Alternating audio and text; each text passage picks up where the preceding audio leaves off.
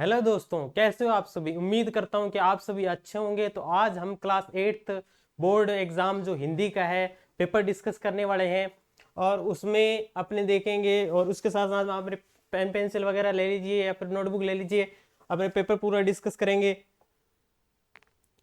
तो पेपर में क्या बताया गया है कि नमूना प्रश्न कक्षा 8th का जो हिंदी का पेपर है, जिसमें क्या है अवधि 2.5 घंटे की दी हुई है और पूर्णांक कितने 80।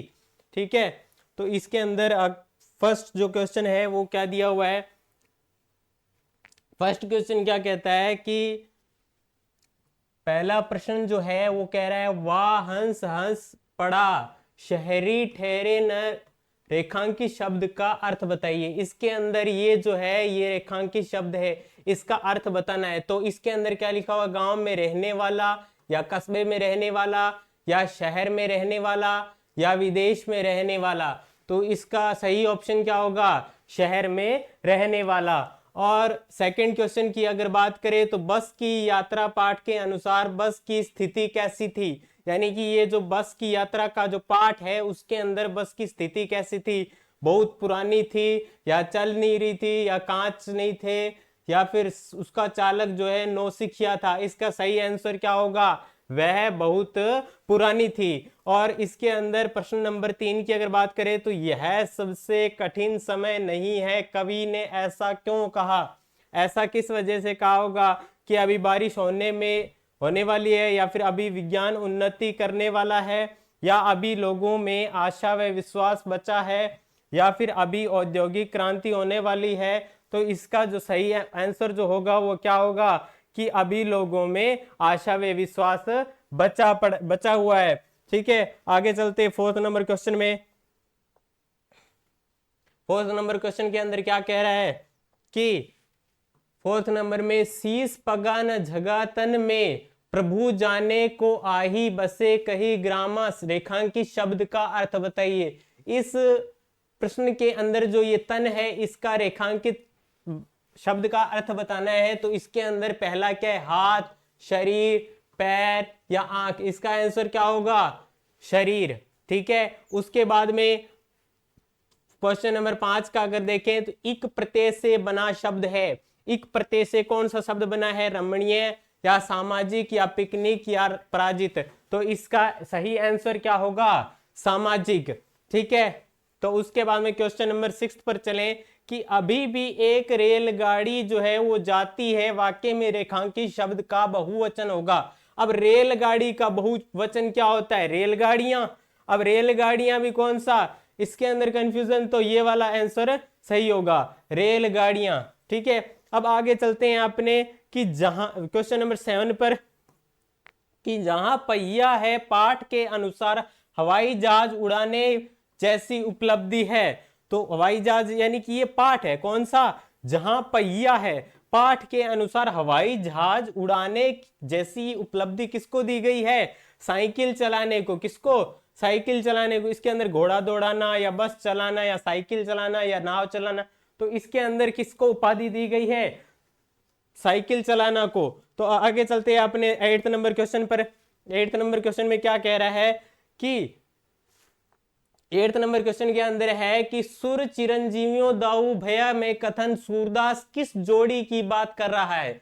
इसके अंदर जो पाठ है उसके उस कथन के अंदर सुर चिरजीवो दो भैया कथन सूरदास द्वारा जो है वो किस पर बात जोड़ी गई है।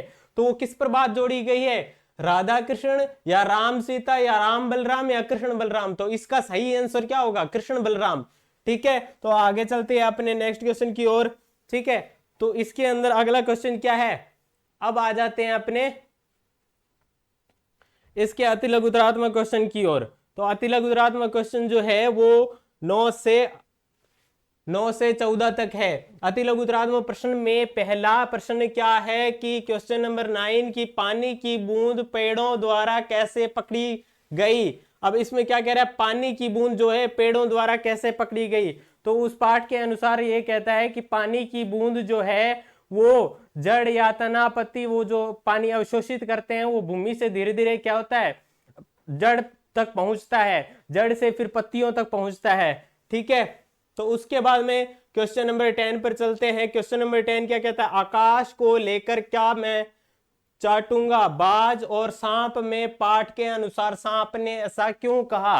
अब ये क्या कह रहा है? आकाश को लेकर क्या मैं चाटूंगा, तो बाज और सांप के अंदर क्या हुआ था, वो उस पाठ के अंदर बताया गया है कि जो सांप है वो इस वाक्य में क्या कहना चाहता है कि मैं बाज की तरह उड़ नहीं सकता, इस वजह से इस वाक्य का प्रयोग किया गया है। ठीक है, अब चलते हैं क्वेश्चन नंबर 11 पर। क्वेश्चन नंबर 11 जो क्या कहना चाह रहा है कि दिन प्रतिदिन हानि होती गोरस की, सूरदास के पाठ के अनुसार गोपी ने यशोदा से ऐसा क्यों कहा। यानी कि दिन प्रति हानि गोरस की सूरदास के पद में पाठ के अनुसार गोपी ने यशोदा से ऐसा क्यों कहा, क्योंकि जो कृष्ण जी है वो क्या कर रहे थे, कृष्ण जी जो है वो शरारत बहुत ज्यादा करते थे, इस वजह से इसमें दिया गया है। ठीक है, अब चलते हैं नेक्स्ट क्वेश्चन की ओर। 13 नंबर क्वेश्चन क्या कह रहा है? 13 नंबर क्वेश्चन कह रहा है कि 12 नंबर क्वेश्चन जो है वो 12 नंबर क्वेश्चन क्या कह रहा है? भगवान के डाकिए पाठ के अनुसार पक्षी और बादल एक देश से दूसरे देश में क्यों जाते हैं। तो इस पाठ के अनुसार आपको बताना है कि ये क्यों मतलब पक्षी और बादल है वो एक देश से दूसरे देश में जाते हैं, क्योंकि प्रेम भावना या सद्भावना रखते हैं, इस वजह से जाते हैं। अब इसके अंदर जो 13 नंबर क्वेश्चन जो है वो क्या कह रहा है? सु उपसर्ग लगाकर दो शब्द बनाइए। सु उपसर्ग लगाकर दो शब्द कौन कौन से बनेंगे? सुंदर और सुगंध। सुंदर और सुगंध दो। और उसके बाद में क्वेश्चन नंबर 14 पर चलें कि सच का जो विलोम शब्द झूठ है, इसी प्रकार निम्नलिखित शब्दों में विलोम शब्द लिखिए। तो इसके अंदर किसका दिया? उजाला का और नरम का। उजाला क्या होगा? अंधेरा, और नरम का क्या होगा? कठोर। ठीक है, नरम का क्या होगा? कठोर, और उजाले का क्या होगा? अंधेरा। ठीक है, तो आगे चलते हैं नेक्स्ट क्वेश्चन की ओर। तो इसमें अगला क्वेश्चन क्या कह रहा है? आगे आ जाते हैं अपने लघुतरात्मक प्रश्न। लघुतरात्मक प्रश्न के अंदर क्या है कि प्रश्न नंबर 15 कह रहा है कि बस की यात्रा पाठ के अनुसार बताइए कि जो व्यक्ति यात्रियों को बस तक छोड़ने आए, यानी वे बस को आश्चर्य से क्यों देख रहे थे। इस क्वेश्चन का आंसर आपको कहां मिले? बस की यात्रा पाठ में। ठीक है, अब चलते हैं 16 नंबर क्वेश्चन में। 16 नंबर क्वेश्चन जो क्या कह रहा है? 16 नंबर क्वेश्चन आपको कह रहा है कि 16 नंबर क्वेश्चन के अंदर ईमानदारी को मूर्खता का पर्याय समझा जाने लगा है, क्या निराश हुआ जाए। तो पाठ के आधार पर इस कथन के पक्ष पर तर्क दीजिए।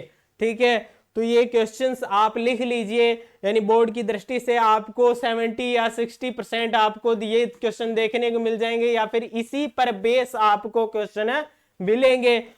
आगे चलते हैं अपने। आप एक बार क्वेश्चन पेपर का पैटर्न जान लीजिए कि किस प्रकार है। ठीक है, तो आगे चलते हैं अपने। इसके अंदर 17 नंबर क्वेश्चन के अंदर क्या कह रहा है? सह प्रसंग व्याख्या कीजिए। इसके अंदर क्या करनी है अपने को? व्याख्या। पहले क्या लिखते हैं अपने? प्रसंग। क्या लिखते हैं? प्रसंग। फिर क्या लिखते हैं? व्याख्या। फिर क्या लिखते हैं अपने? व्याख्या।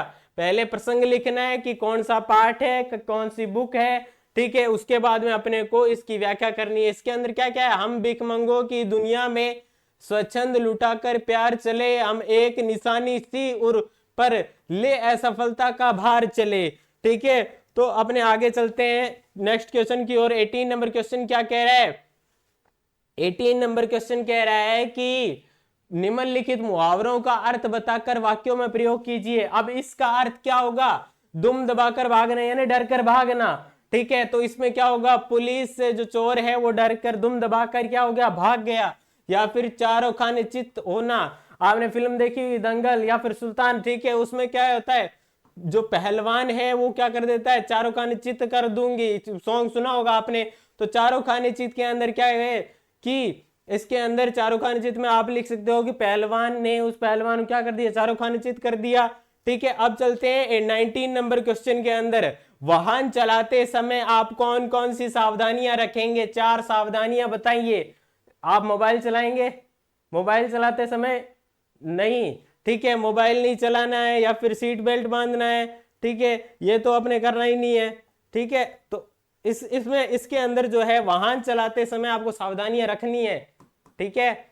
आपको 4 सावधानियों के बारे में बताना है, या फिर इसके अलावा कोई क्वेश्चन आ सकता है किसी के बारे में, उसकी सावधानियां बताइए, ठीक है। तो अब चलते हैं 20 नंबर क्वेश्चन के अंदर। 20 नंबर क्वेश्चन क्या कह रहा है कि स्वस्थ रहने के लिए भोजन की कौन सी आदतों को अपने जीवन में अपनाना चाहोगे, ठीक है। और स्वस्थ जीवन के लिए आपको यानी कि अच्छी सब्जी खानी है, या फिर इनके बारे में बताना है। अपने स्वस्थ शरीर के लिए अपने भोजन जो है, भोजन के बारे में ज्यादातर बतानी है बातें, ठीक है, आदतों के बारे में बताना है। अब चलते हैं 21 नंबर क्वेश्चन के अंदर। 21 नंबर क्वेश्चन क्या कह रहा है कि नीचे दिए गए कोष्टक में से उचित शब्दों का चयन कीजिए। यानी जाति न पूछे पूछो साध की, किसकी? साध की, ये दिया हुआ साध की, पूछ लीजिए ज्ञान। और इसके अंदर आगे आप ये कमेंट में बताइए, और इसका भी आंसर आप बताइए, इसका आंसर आप बताइए, यानी ये सभी लिखे हुए हैं, ठीक है। यानी जो मन शीतल होए, ठीक है। और आगे चलते हैं अपने, यानी कि आपको इसके अंदर ही जो रिक्त स्थान की पूर्ति है वो अपने आप मिल जाती है इसके अंदर, जो आप इसके अंदर फिल कर सकते हो, ठीक है। तो चलिए आगे चलते हैं अपने 22 नंबर क्वेश्चन पर। 22 नंबर क्वेश्चन क्या कह रहा है कि निम्न में से हिंदी अर्थ बताइए, हिंदी अर्थ से मिलान कीजिए।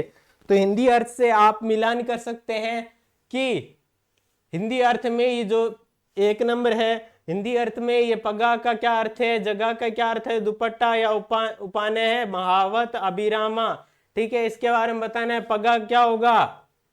पगड़ी, ठीक है। और जगह क्या होगा? ढीला कुर्ता। और उपाने का क्या होगा? जूता। और महावत का क्या होगा? हाथीवान। बाकी आप कमेंट बॉक्स में बताइए इसका और इसका, ठीक है। तो आगे चलते हैं अपने निबंधात्मक प्रश्न 23 से 25 तक। 23 से 25 क्या है? निबंधात्मक प्रश्न आएंगे, वो किस हिसाब से आएंगे? तो अपने चलते हैं आगे। 23 नंबर क्वेश्चन के अंदर क्या कह रहा है? 23 नंबर क्वेश्चन के अंदर आपको क्या दिया हुआ है? एक 23 नंबर में क्या दिया हुआ है? निम्नलिखित गद्यांश को पढ़कर नीचे दिए गए प्रश्नों का उत्तर दीजिए। यानी आपको ये गद्यांश पढ़ना है। इसमें क्या लिखा हुआ? बदलू मनिहर था और चूड़ियां बनाना उसका पैतृक पेशा था, और वास्तव में बहुत ही सुंदर चूड़ियां बनाता था। इसके अंदर बदलू कौन था? बदलू एक मनिहर था। क्या था? मनिहार था, ठीक है, जो कि क्या बेचता था? चूड़ियां बेचता था, ठीक है। इसके अंदर अगला क्या है? बदलू का जो पैतृक पेशा क्या था? चूड़ियां बेचना, पैतृक पेशा। और आसपास के जो लोग हैं वो बदलू से क्या ले जाते थे? चूड़ियां, ठीक है। और उसके बाद में जो पैतृक पेशा है वो इसके अंदर पैराग्राफ के अंदर भी देख लेते हैं अपने क्या दिया हुआ है, ठीक है। इसके अंदर पैतृक पेशे यानी कि कहाँ ये बदलू मनिहर था, वो बदलू जो है वो मनिहार था, वो ये दिया हुआ है। ये तो कै का, और खे का जो है वो क्या होगा?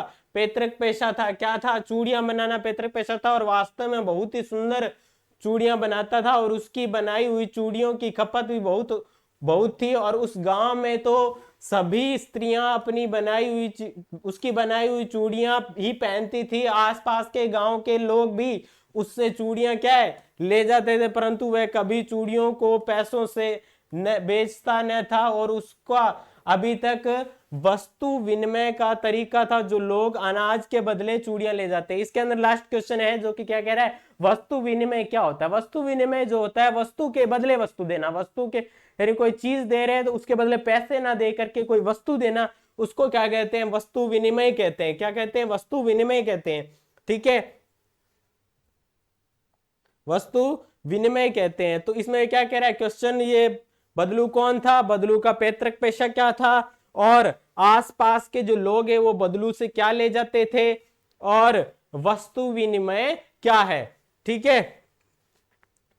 तो आगे चलते हैं अपने इस क्वेश्चन क्वेश्चन नंबर 24 पर चलते हैं। क्या ये कह रहे हैं, आप राजकीय बालिका उच्च प्राथमिक विद्यालय उल्लासपुरा की छात्रा रोहिणी है, यानी आपको मानना है, ठीक है, और आपके जो है वो पिताजी का जो स्थानांतरण है वो कोटा हो गया है, तो आप भी उनके साथ कोटा जा रही हैं, तो अपने प्रधानाध्यापक जी से जो है स्थानांतरण का पत्र यानी टीसी, स्थानांतरण का पत्र लेने के लिए प्रार्थना पत्र लिखिए, ठीक है।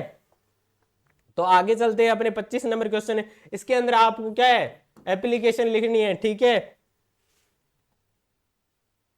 अब चलते हैं 25 नंबर क्वेश्चन के अंदर। 25 नंबर क्वेश्चन यानी 25 यानी लास्ट क्वेश्चन, जो कि निम्नलिखित में से किसी एक विषय पर आपको निबंध लिखना है। मोबाइल की उपयोगिता, पर्यावरण संरक्षण, रक्षाबंधन और शिक्षा का महत्व, ठीक है। और इसके अंदर जो 25 नंबर क्वेश्चन लास्ट है, और इसके अंदर क्या है, लास्ट है। और धन्यवाद, चैनल को सब्सक्राइब करें और बेल आइकन को प्रेस करें।